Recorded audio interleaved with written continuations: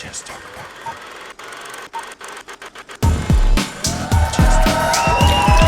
We've got Superman and Supergirl, George Cain and Laura Vandervoort.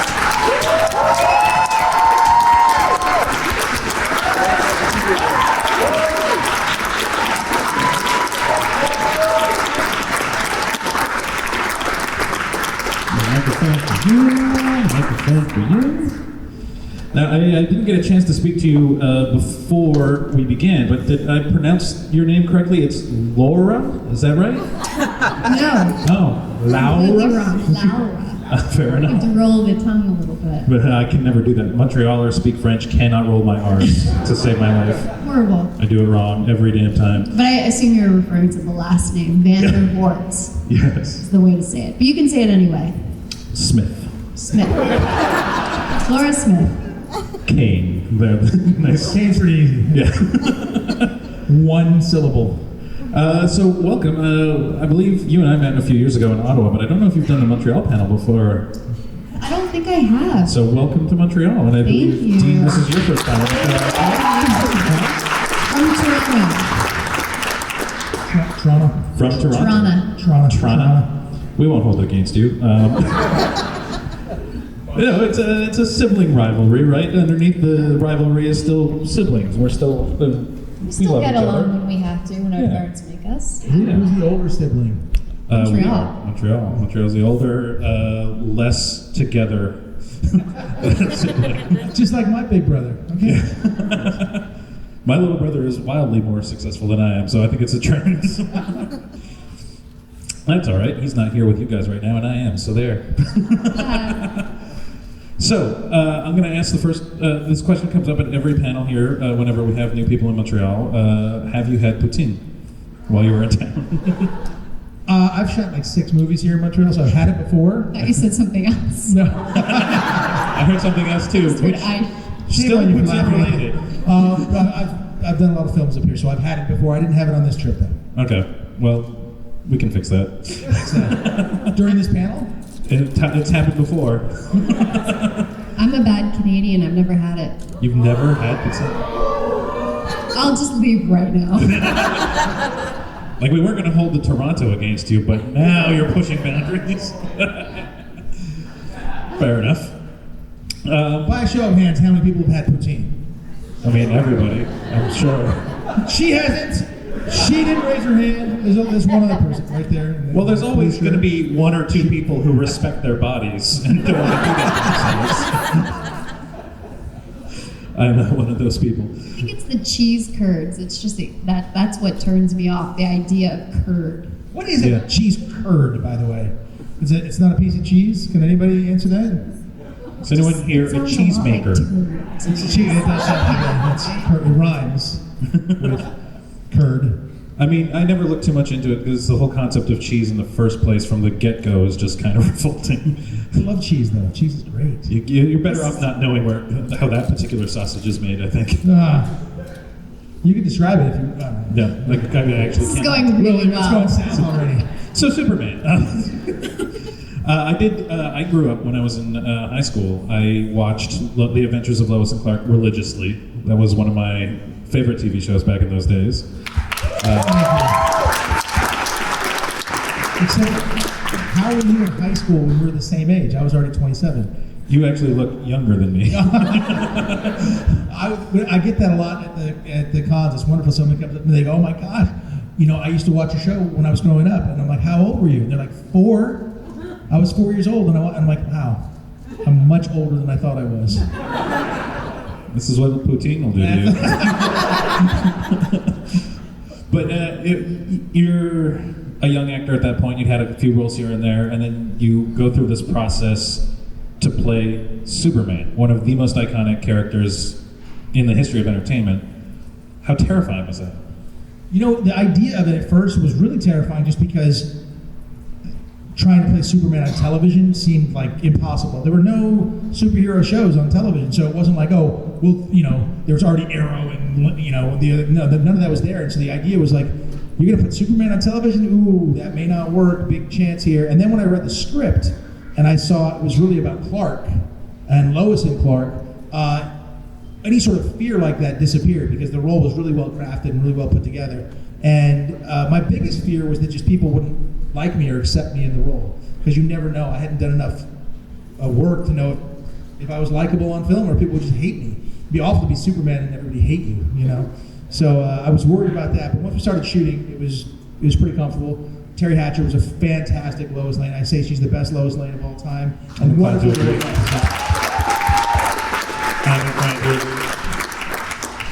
So then your show has an excellent run. They're going to put the Superman franchise back on TV with a show called Smallville, and then they need a Supergirl. What was that process like, getting to fill those shoes? Well, first of all, they're boots.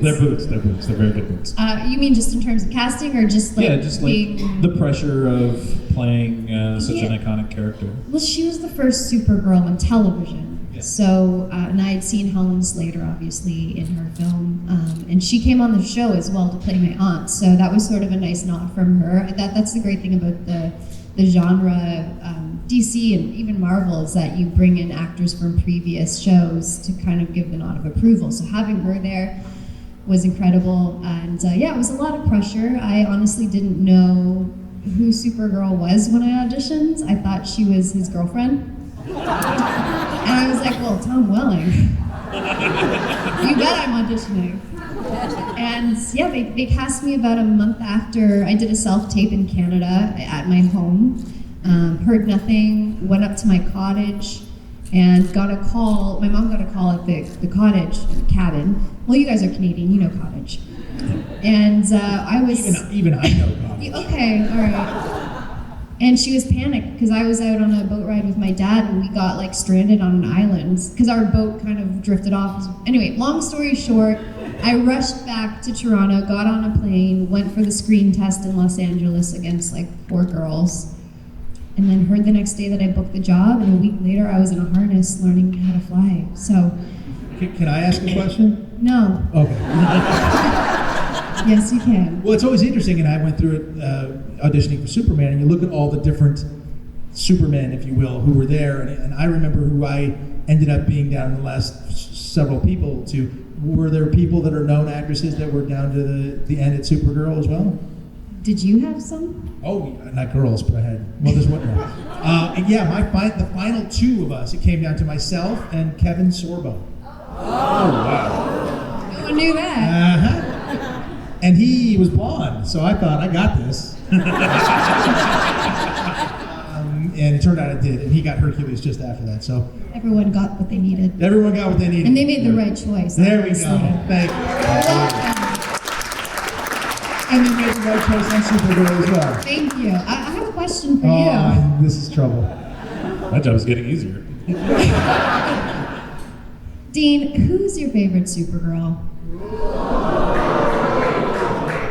I actually was told the answer earlier today by a fan, so we're not gonna... Ivan Robertson, where are you? Is he here? He's probably not here. He threw me under the bus. And I'll explain this. Let me explain this, because he's not here. I'm joking, by the way. I said it was Melissa Benoist, and because I play her dad on Supergirl. And I never actually did watch you play Supergirl, I'll be honest. I was there when you were, wait. I was there when you were doing Supergirl. I was up there doing Smallville when you were up there doing Supergirl, and they were very excited. But I actually never really watched Smallville, sorry. I watched the one I was on. I haven't seen Lois and Clark. So I'm kidding, I actually have. You weren't born yet. It's fine. You are my favorite Supergirl. You are my favorite Supergirl. Bull. Anyway. Here right now. Wearing a floral shirt. In the city of Montreal. Thank you. My favorite Canadian Supergirl. I'm going to change the subject because this is super awkward. But I'm married to the other Supergirl. It's lose. True. Helen Slater plays my wife. Yeah. And then she plays my daughter. So basically you're my uncle because she was my aunt on Smallville. It's really weird. It's very incestuous. It's really weird. Yeah. And your cousin too, and a stepfather. And I thought my boyfriend for a little while. Can we get a chalkboard up here to track all this? That's the DC universe, think about it. You should take that genetics test that you can take online. But, oh. I haven't got the results back yet, but I'll let you know how our family tree goes. I did one. It was very boring results. I was very disappointed. Very Dutch. Yeah. Yeah. But back to the original question. At my screen test, there were 3 other actresses, and I don't know if any of them went on to do other stuff. I don't remember. I was very nervous that day, but there was a redhead, a brunette, and another redhead. So, like you, I was like, Yeah. Blonde. no, I was like, I'm not going to get this. This is not happening. You thought they were going redhead? Yes. Like, change it up a little bit. But, yeah. No, they chose Got it. correctly. They chose well. You were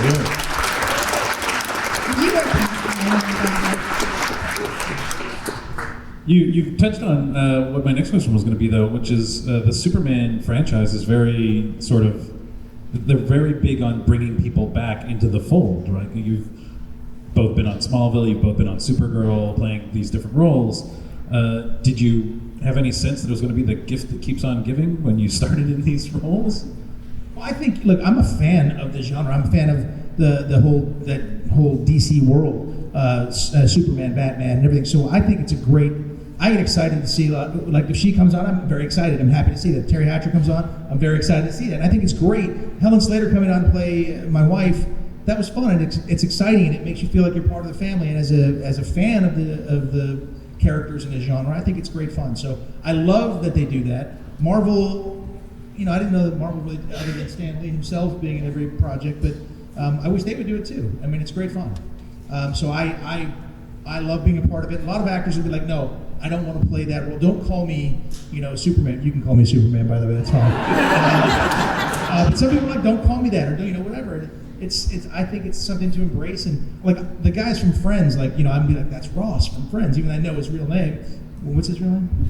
David Schwimmer. David, that's right. No, but I mean, that's how you refer to people, and I think it's fine. And I don't mind it at all. So I don't mind. I'm not trying to run away from the character. I think it's great fun. If it stopped me from working, that'd be fine. That might be a problem, but I think it's great to be part of it.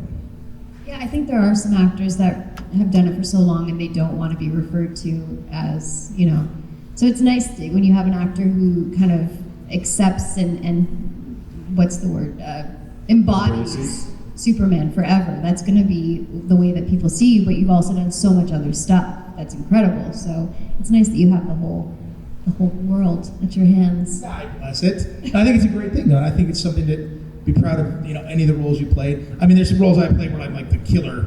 Like I played Scott Peterson. You guys remember Scott Peterson? He's the guy who killed his wife and the unborn baby and the whole thing. And I didn't. Yeah. That's what I use it as a dating barometer. If I meet a girl and she's like, "Oh, I hated you at Scott Peterson," I'm like, "Okay, that's fair," because he was a not nice guy. But if a girl goes, "Oh my God, I loved you with Scott Peterson," I'm like, "We're good, we're done." That's it. But you're always going to be associated with roles you played or shows you posted, and that's fine with me. I learned very quickly, early on, that happens quickly. I was doing Ripley's Believe It or Not right after Superman. A couple years later, yeah, good fun show. I love that show.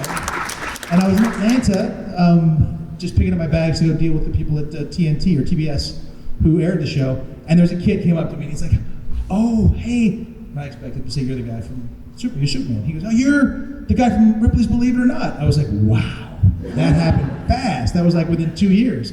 And he had never seen Superman. So, nowadays it's like, now you're Supergirl's dad. I'm like, whoa. You get this really pretty girl. She goes, "Oh my God, my grandmother loves you." That one's unfair. That's unfair. It could have said your mom. It had to go one whole generation above. We thus far have just the one brave soul who's lined up, so I'm going to kick it to you to inspire everyone else in the audience to stand up and ask their questions. Go ahead. Yes, I have 2 questions. The first one is just for Dean. Have you heard the John Mulaney joke about the, is that Dean Cain? And how often do people say that to you? So those of you who don't know that John Mulaney's a great comic, he's very funny. He actually had his own show for a little while on CBS or NBC or something like that, or ABC, and it was great. I actually guested on that show for him. And he made a joke about watching Criminal Minds or Law and Order SVU and see who the bad guys are. And he's like, is that Dean Cain, like the bad guy? hysterical. I thought it was great fun. I didn't know what it was, but people kept going like, "Is that Dean Cain?" I'm like, "Yeah, I'm Dean. What the hell?" So they kept doing that, and I finally heard the joke. I think it's hysterical, and that's why I went on and guested on his show as well. It was great fun, but it wasn't too long after having played Superman, and that was guesting as a bad guy. I think it's funny. Listen, if you don't get the joke, and if you don't laugh at yourself, everyone else is going to laugh at you. So I have a sense of humor about it, and I think it's funny. I think Mulaney's great. I think he's funny, and I mean, I smacked him for the joke. Don't get me wrong, but I thought it was great fun. My second question is for both of you, kind of going back to what you were talking about coming back and praising roles related to the same characters. You both have played a villain facing off against yourself, essentially. What was that like? I thought of it that way. Well, yeah, like for me, you talking about for me, it would be playing like the sort of Vandal Savage character in Smallville. Yes. Yeah. That was great fun. It was really fun because I got to watch, Tom be Clark Kent, and not Superman. I got to watch him be Clark Kent. He didn't have the suit on, okay? So I got to watch him do his thing. It was fun, and Rosenbaum is clinically insane and very funny, and he was great fun to work with. So I had a good time doing that and seeing how they, I think it was year 7. When did you? 7. 7, yeah. So it was right same time. And those guys, it's like a well-oiled machine. So it was great fun to come onto their show and see how they were doing things. There is the one story I have to tell, though, is at the end we were going to fight. There's a big fight scene, and Clark has to super speed through everything while the rest of us are sort of fighting and doing things. And so you're rehearsing it, and you have to kind of move slowly, and he goes through regular speed. But Tom was going like, and I was like, Tom, we don't do special effects, sound effects. We don't do that. Just go. Just do the thing. But it was great fun, and I enjoyed that, and it was fun. He's a big old boy, though. I really didn't want to fight him. For real, big boy. But it was great fun to come back on the show and do that. So I enjoyed it. Did you ever do scenes with Tom where he had his pants off? On camera? Yeah. No, I did not do that. Well, because he's a big boy, he overheats. So one of the first. So he takes his pants off? Yeah. He kept them on for me. I'm just going to say it out front. Well, you missed out. So in the loft, we would have these heart-to-hearts with one another, like our characters. And it was one of my first weeks there, and suddenly we're turning around on coverage on him, and he's like, "Is it just from here up?" And everyone's like, yeah, Tom. Takes his pants off. Just his boxers, then he'd have Birkenstocks with socks on. Because that's like birth control, isn't it? Birkenstocks and socks? But it's Tom. He's an attractive guy, I'll give it to him. So that was like my first time working with him. Wow. Welcome to Smallville. Don't think that. I didn't say it that way.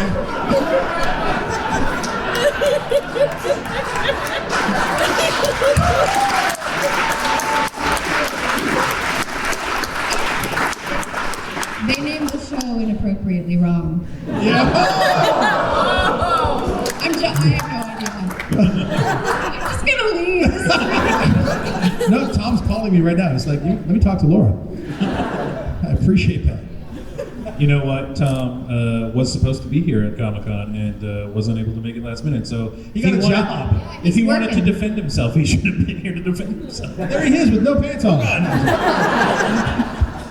You know the next time he's going to be here, he's going to be like, take your pants off. And he's going to be like, what have you heard? Well, he knows that I tell this story. He tells it himself now, so he's cool with it. But yeah, like you said, he got a job. That's usually the reason why people are unable to make it last minute is because they got work. So Not always. They're celebrities, Weird things can happen. They didn't wake up, Hungover. Forgot their passport. Someone was in Ottawa a couple country. years Maybe ago. have a little strike on their passport, aren't allowed in. We're here, by the way, so Yeah. we're clean. For the most part. We didn't get caught doing anything anyway. Well, Laura's I'm a citizen. They Canadian. would have kept her. Exactly.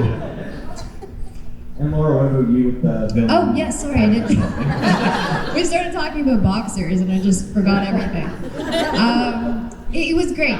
They told me that they were going to do the series, and they asked if I would be a part of it. I met one of the producers at the Saturn Awards, actually, that we were at together. We co-presented. We co-presented, And he said, would you come on the show? I said, I would love to, but I want to be a villain, and I want to look different. So they came up with Indigo, and it was great. It was like 6 hours hair and makeup, but that's fine. And It's great for going on for like a few episodes, but yeah. not for 22. No, I did 2 episodes, I think, so it wasn't that bad. And honestly, Melissa's incredible. When I got this script, I started highlighting Caroline's. Just habit.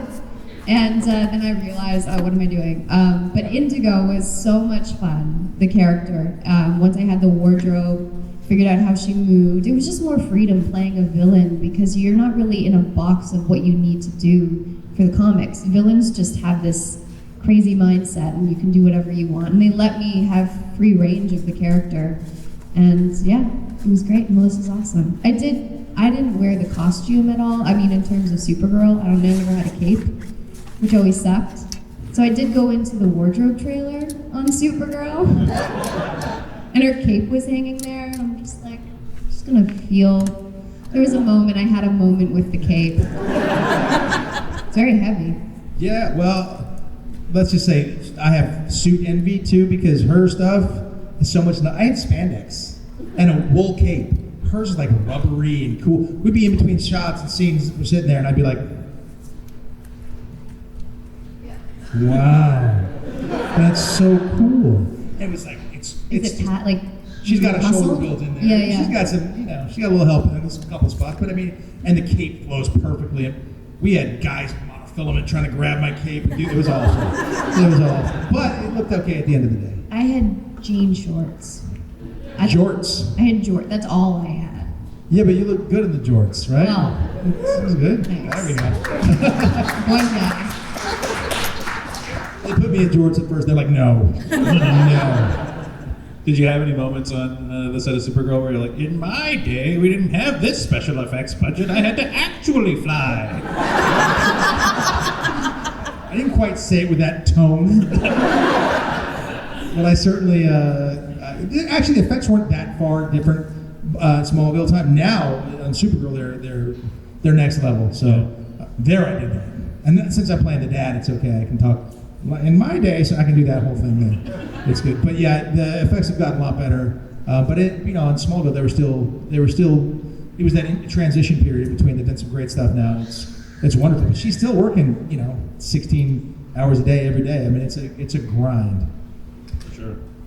Thank you for your question. We have another question over here. So I have a question for, excuse me. I have a question for Dean Cain. Actually, 2 of them. The first one is for your movie Architects of what inspired you to do that movie, and the second question: do you plan to run for office? Because I find myself agreeing with a lot of your views politically. Thank you. Those are my So the first question is I produced a film called documentary called Architects of Denial, which came out last year, and it deals with the Armenian genocide and its not lack of being recognized by a number of governments. I do a lot of things in the political realm. As I've gotten older, I just have found my interests have moved into those directions quite a bit. It's one of those things, and I say this to everybody, it's like, look, in politics, everybody says, I have no interest in politics. And I say, well, you may not have an interest in politics, but I promise you politics has an interest in you. And it'll affect things that you do. And so for us, Architects of Denial, I'm not Armenian. I'm actually English, Irish, and Japanese, which confuses people, but I know, right? And I speak Spanish, so it's just really weird. I had some friends who were Armenian. They asked me if I knew anything about the Armenian genocide, and I'm a history major, and I went to Princeton University, which is a very prestigious school, and I had never heard of it as a history major. I'd never even heard of it. So I did some research, and then I dealt with a lot of my Armenian friends, and so I went through and made this film, and I think it's a very important film, and it's wonderful to be, I exec produced it, and it's great to be doing something that really means something, and I'm still lobbying very hard for the United States government to recognize the Armenian genocide. I believe Canada has, and I think that's fantastic. We haven't for political reasons, but I push very hard on our government to do so. And I'm doing another documentary now called Hate Among Us, which deals with the rise of anti-Semitism worldwide. So it's wonderful to be involved in these things, and I meet with world leaders and do this stuff all over, and it's great. So as far as that goes, that my reason is being, because I'm a citizen of the world and I want to do things that make a difference.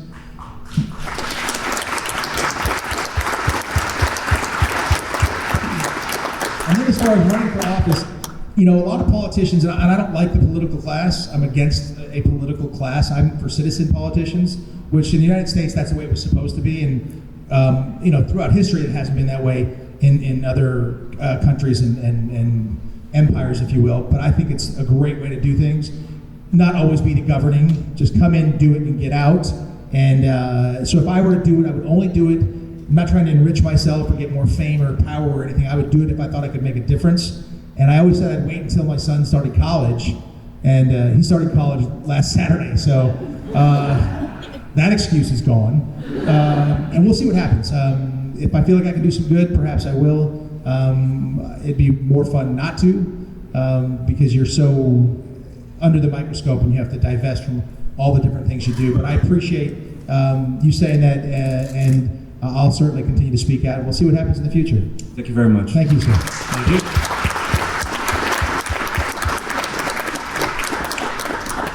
So that's a really deep question to follow, and I do appreciate your answer. I think it was great. On a much lighter note, growing up as kids, I'm just wondering for each of you if you had a particular superhero that you used to pretend to be, or a supervillain that you pretended to be, that was something that you still either haven't done or would like to do, or just which superhero or villain would you be?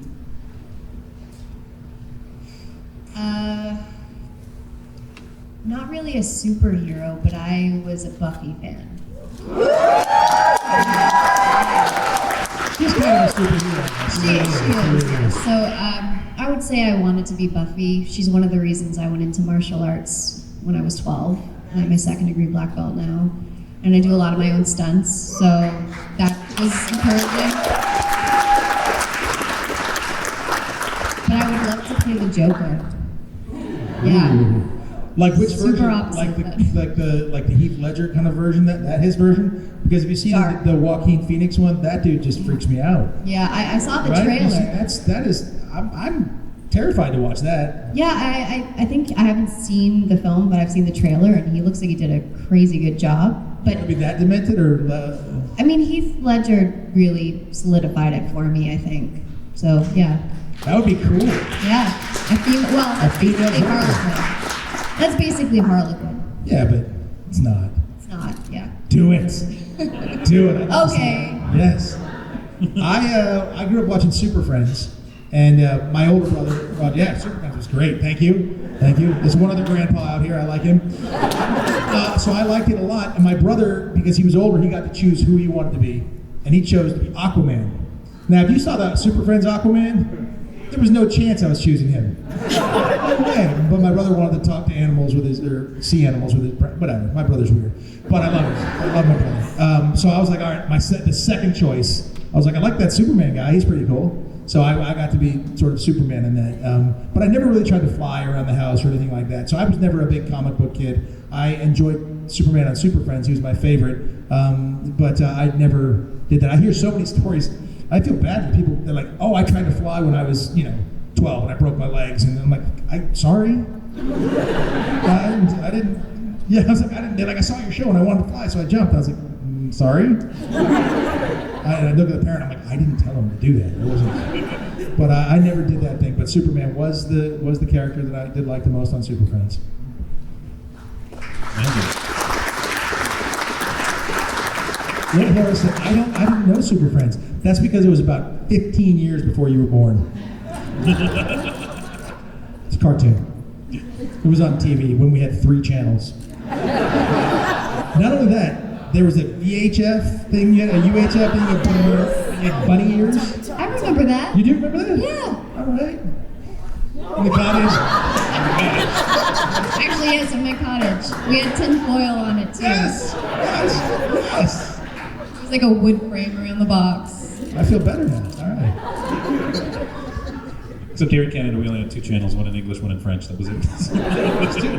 No, it was more than that. Oh, there's one little thing I was going to say. Is somebody who reminded me today or yesterday that they grew up watching Lois Clark, but in French. Oh, And they liked the French guy's voice better than mine. So if you're here, shame on you. That's the kind of thing you keep to yourself when you're. It didn't hurt that much. Neither did with the guy that spoke to me about your. Yeah, that didn't hurt. That's it. There's a couple things that you get people coming up to the table saying that I don't think they realize it might hurt your feelings. So I like the French guy better. I was like, it's all right. I'm sorry. It's fine. I'm gonna pay for that one. Oh yeah. Hi, Michael. I really enjoyed both Smallville and Supergirl, so I have different questions for each of you. So my first question for Laura is, what is your reaction when the Toronto Raptors won the championship? And second, for Dean, what is it like working with Shyler or Kyler Lay in Supergirl?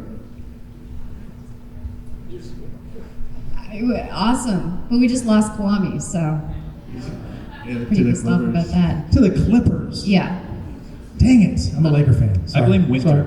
I actually went to my first Raptors game 3 games prior to us winning, so that was incredible. That's my story. Do you have any other questions? You're responsible for the victory. That's a big deal. I mean, You didn't go, I they am lost. responsible. Yeah. Yes. It's good. Now the Clippers are going to be calling you. Come watch Kwame play here. Kawhi. Yeah, that's a tough one. Yeah. That's a tough one. Kyler Lee, who plays my daughter, I have a lot of daughters on these shows, I guess.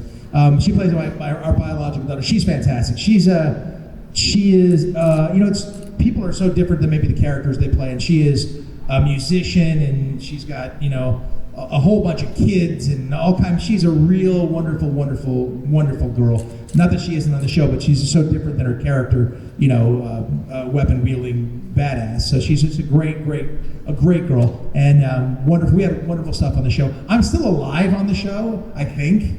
I haven't seen the last couple of seasons. I've been kind of busy. They've been busy. We've been trying to work out times, but we've tried to keep Jeremiah alive. So I imagine he's in a cryo freeze somewhere, and we'll figure out what happens maybe in this 5th season. But I'd like to figure out the end of that storyline. I hate to be the guy in DC that like every storyline just abruptly ends, like Lois and Clark. Sorry about that. We had a baby delivered, and then all of a sudden, end of show.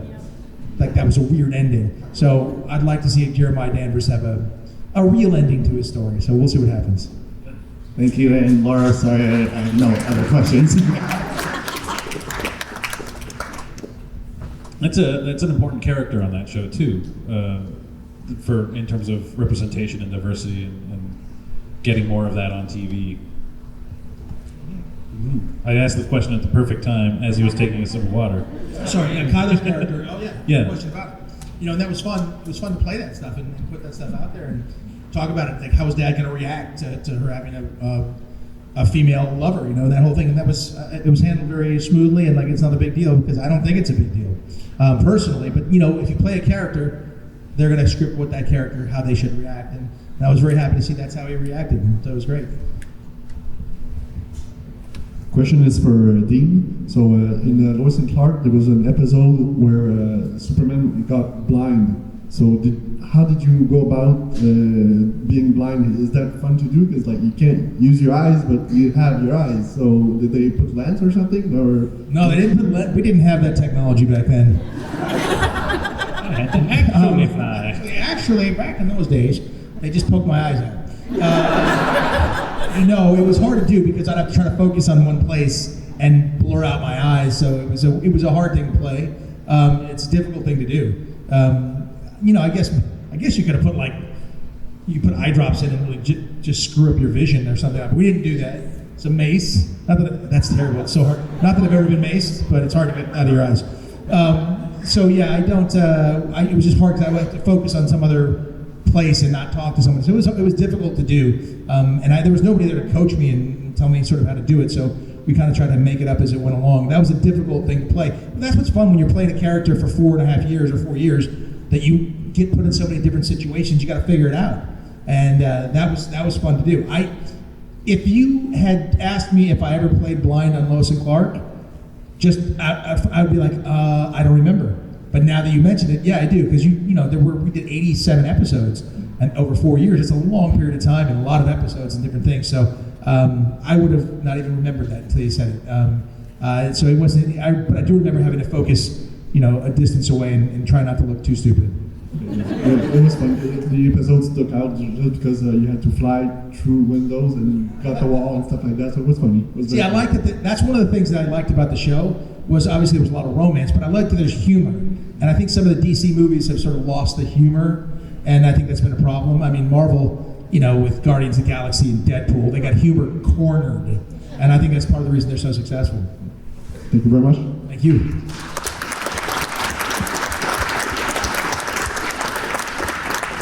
We're starting to run short on time, and just before we get to as many more questions as we can, because this might change some of the questions, I understand, Laura, you have some interesting upcoming projects that you wanted to discuss and share with us. I do. So this year, I have a new Netflix show coming out. It's called V-Wars. If you're a vampire fan, you'll dig it. It's got Ian Somerhalder, and the ladies for sure. He has experience as a vampire, as I understand it. Yeah, a little bit. And it's more of a commentary on society, actually, than it is your typical vampire series. So I think it'll have a really great place on television this year for the audience. And a new horror movie coming out called Rabid. It's a remake of the Cronenberg film from the 70s. So that's going to be terrifying. And I just executive produced my first feature film that I developed. Wow, congratulations. Trying to take after you a little bit. A lot of work. Yeah, but decades older, it's not fair. But it's a lot of work, but it's actually really rewarding because you're involved from the ground up, and I came up with the story, and you've done this before, so it's I'm very excited about it. It's called Age of Dysphoria. And as Canadians, you might know Gordon Pinsent, some of you. So he's our lead male actor. He's also my cousin, so it's the first time I've had a chance to work with him. He's been my mentor since I was 12. I thought I was your cousin. He's my legit cousin. You're my boyfriend. Got it. And cousin and father, whatever. It's weird. That's pretty cool. I'll tell you what, it's a tremendous accomplishment because getting to a position where you can produce and exec produce is a very, very difficult thing to do. So hats off to you. Well done. It was a dream come true. I've wanted to work with him since I was 12. I'm now blank age. Barely legal. And 18, finally 19. made it happen. That's great. That's So, yeah. fantastic.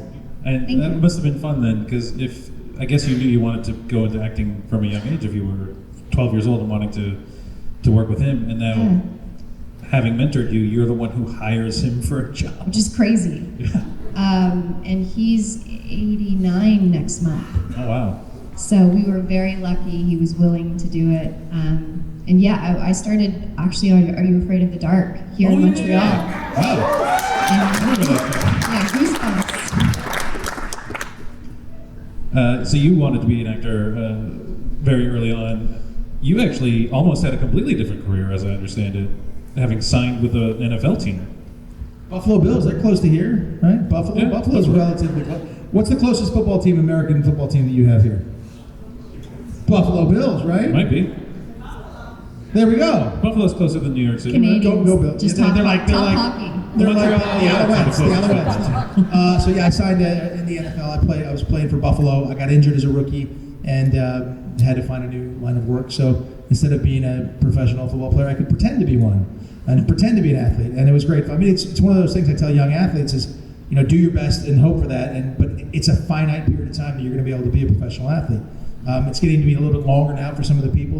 Tom Brady's hung on for a long time. Good for him. But it takes one incident, one thing, and you're going to have to find something else to do. By the way, the U.S. women won the World Cup today. They won 2-0. If you didn't know, so hats off to them. They did a great job. They beat the Netherlands. Sorry. We Dutch. Okay. They beat the Netherlands, but it was great. So that was fun. But you don't. Your life as an athlete is not that long. So have other things to do, other things to fall back on, because that's going to be the majority of your life. So Falling back on being Superman, not such a bad thing. good fallback, Right. Good fallback. In fact, when I was playing Superman, the coach of the Buffalo Bills was talking to the team one year, and I was already playing Superman. He's like, "Listen, it's difficult to be a Buffalo Bill. It's so difficult to be a Buffalo Bill. We cut Superman." I don't know, but I was like, "Coach, I got hurt. You didn't cut me." He's like, "You got hurt, then we cut you." Yes, sir. Yes, sir. But it was a good line. So it's a good lesson for all the aspiring athletes out there. If you need a more reliable, stable backup position, Hollywood actor. There you go. It's not that reliable. Oh, am I in trouble with that one? Yeah. All right, with the few minutes we have left, we're going to try and get through as many of these questions as we can. Okay. Well, the first thing I was just going to mention is I looked up what cheese curds are, and I don't think you're going to want to eat it after you read that description anymore. And my friend says, Happy Blank Day. What was that? Happy Blank Day. Oh, thank you. And my question is, for both of you, if you could star in a movie or TV show that was made before you were born, what would it be and who would you play? That's a great question. I've Lois never heard Clark. that before. There you go, Lois Clark. I'm going to steal that question. That's a great question. It really is. Hey. Well, you know, I look at the shows that I really liked growing up, and this will make it really clear how old I am. I grew up watching the Brady Bunch. Anybody? Yes. Yes. So I loved the Brady Bunch. I would like to have gone on that, but I think I was even younger than Bobby at the time. I was the youngest of the kids. So I loved the Brady Bunch, or maybe Happy Days, so I could hang out with the Fonz. Those are my favorite shows. That's kind of what I went with. Your favorite shows, like, were shows that were on like 6 years after I was doing Superman. As you no. 5 years. I mean, I would maybe Bewitched. Oh, there you go. That's good. Tabitha? Yeah, I could see you in that role. They brought that show back. make it so. I will make it so. I can wiggle my nose. I mean, Oh yeah. Oh yeah. put that on my resume. Honest to goodness, I've tried that. I can't do it. I don't think I'm doing Yeah, you are. I'm not. I tried it. I admit it. It doesn't work. No, it. You're winking. I'm winking. Why would I do that? I'm trying to wiggle my nose. It's just not right. It's not right. You try it. You're gonna go home and you're gonna try to wiggle your nose. You know you are. It's not easy. I see a few people doing it right now. It just looks like they have something in their eye. Thank you for your Thank question. you.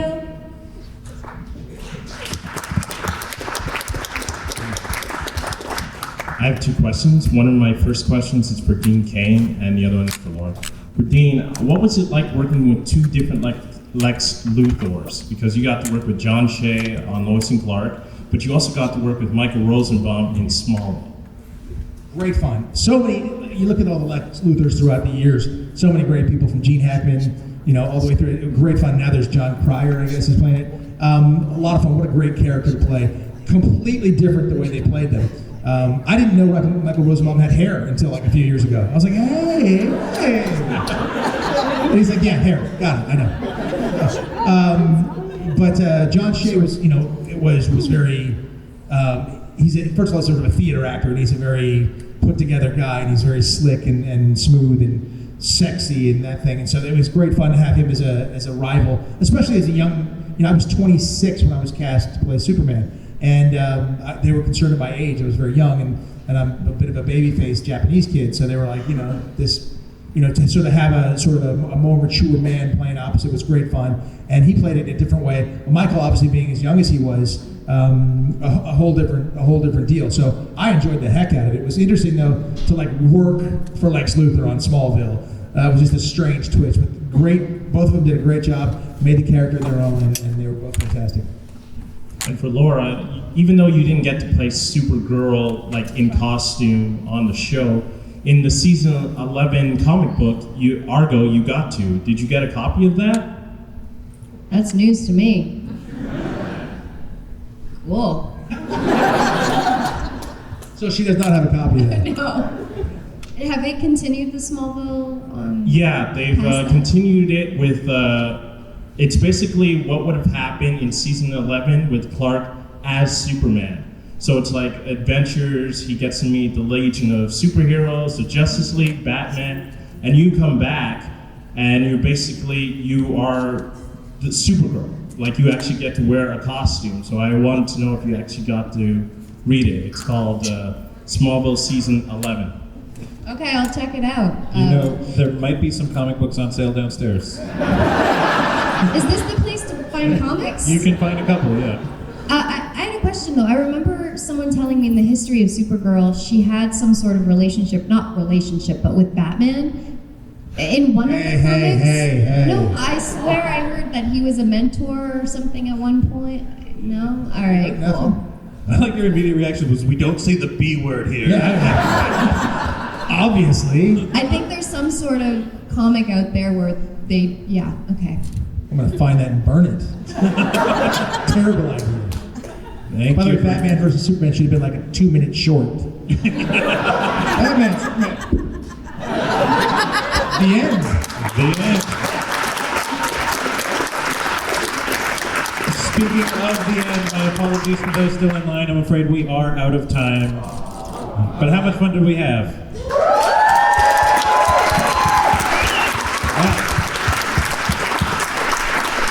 Do you guys have any more autograph time downstairs at your tables at all? I am flying away. I know, haha. Trust me, every time I got on an airplane, I go to get somewhere. They're like, really? I'm like, seriously? Come on. But yeah, I have to go out shooting a movie tomorrow in West Virginia, so I got to travel now. So I've had a wonderful time in Montreal. I can't wait to come back, and I'll be here soon. I don't know how much time you have. If you're I out here as well. have, I think, 20 minutes on the floor before I fly. There we go. There you go. But I've had a blast. I thank you so much, Montreal. Love this city. Thank you. Can't wait to come back. Ladies and gentlemen, Dean Cain and Laura Vandervoort.